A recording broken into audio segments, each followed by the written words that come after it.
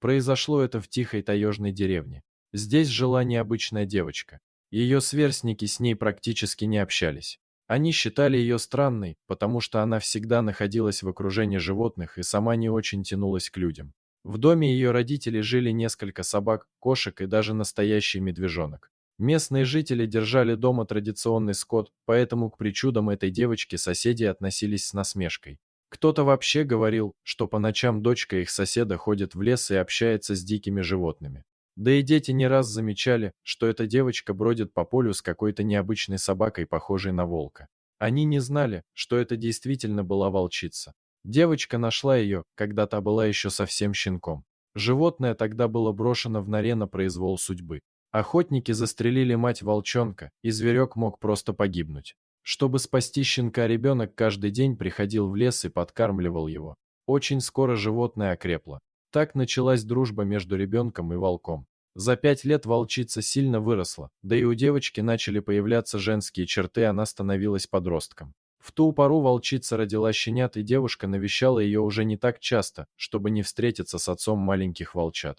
Как раз в это время по деревне прошел слух, что в лесу появилась волчья стая, которая нападает на домашний скот. Было решено истребить всех окрестных волков, для этого собрали лучших охотников края. Узнав об опасности, девушка побежала в лес. Она хотела предупредить свою подругу, но волчица просто стояла и слушала человека, пытаясь понять человеческую речь. Животное понимало, что ребенка что-то беспокоит, но как объяснить волку, что нужно срочно уходить? Вдалеке раздались выстрелы и лай собак. Началась охота, волчица не уходила. Тогда девушка решила, что она останется рядом с волчицей и попытается ее защитить. Через несколько минут она увидела 3 собак. Это были настоящие волкодавы, которых специально натравливают на хищников. Они могли растерзать и девочку, и ее подругу за считанные минуты. Волчица прыгнула вперед, защищая человека. Звери бросились на животное и на маленьких щенят. Охотник, увидев, что рядом с волком находится ребенок, сделал выстрел. Он посчитал, что человеку угрожает опасность. Когда девушка пришла в себя, она увидела страшную картину. На земле лежала ее подруга. Она была мертва, и щенки были разорваны цепными псами. Девушка кричала, что волчица пыталась защитить ее от собак и что именно они могли ее разорвать. Но охотник лишь пожимал плечами. Он посадил своих собак на поводок и пошел прочь.